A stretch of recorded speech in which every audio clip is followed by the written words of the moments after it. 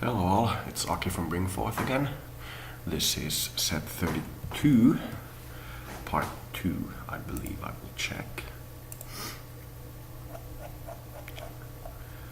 Set 32, part 2.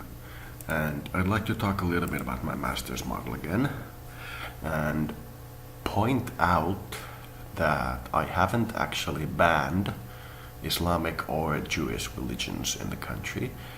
Hardest we've been on religions is that we require political authority and political power to consult religious power before their decisions are made into law.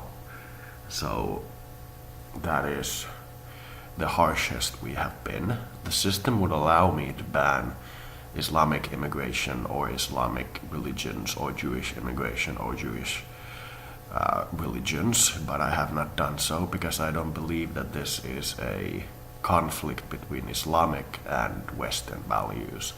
I believe this is a conflict between Wahhabist and Western values. Wahhabism is a Mideastern faction of Islam that is similar to white supremacists in that they aren't actually representative of the majority opinion of the region, but Wahhabism is a result of the Islamic nations finally getting the oil money and being able to actually influence the world around them. So in a way, this is Islamic versus West. But even in Finland, we have the Islamic community that's lived in this country for 200 years and they have adapted very well and they aren't demanding any of the extra rights that the Wahhabist community demands. So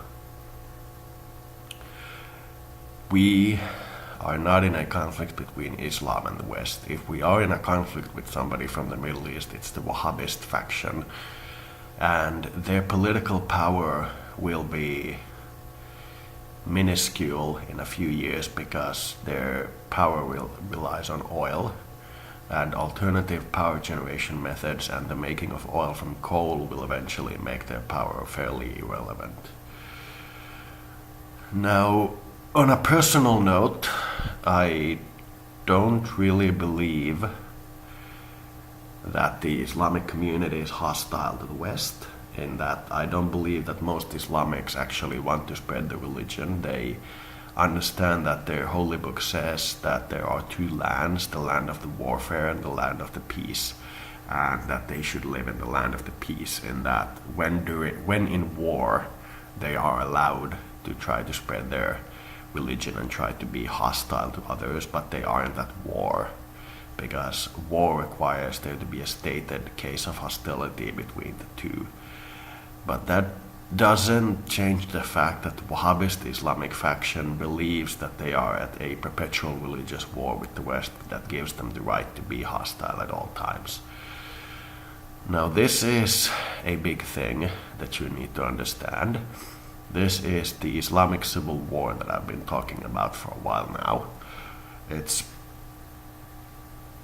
It's much like the reformist period of Europe, when the reformists had their own view and the counter-reformists tried to stop the revolutions and tried to stop the technological advancement of the people, and they failed, and the European continent eventually became secular and decided that reason as individuals interpret it is more important than religious facts. So this is a topic that we will be returning to later many times, but I would like to, for this particular video, just point out that I haven't banned the Islamic community and I haven't banned the Judaic community, even though some people say that my actions resemble those of white supremacists, which has come up in talks here for some time now. I don't believe so. I don't believe that I am a white supremacist. I believe that all cultures have an inherent value, but I also believe that all cultures have a right to define who enters their culture and who doesn't enter their culture. That right to define their own culture doesn't change the fact that they are perhaps in a position of hostility towards the West. It is difficult to have this kind of conversation when a large majority of the people you talk with actually believe that the 9/11 attacks weren't done by Islamic nationalists or Islamic fundamentalists, but that they were actually done by the West on themselves. It's different to believe in a conspiracy theory on a level and still accept that the majority will believe the majority of you and try to accept that you are a minority, and to try to believe that you are in a majority, that majority of the people will act according to the belief that 9/11 was an inside job. They don't.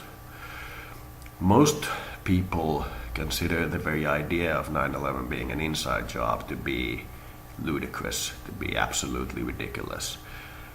But the reality is that you are allowed to believe so as long as you understand that you are in a minority and that your opinions, when you talk with other people, don't mix with their reality. They will not accept what you are trying to give them.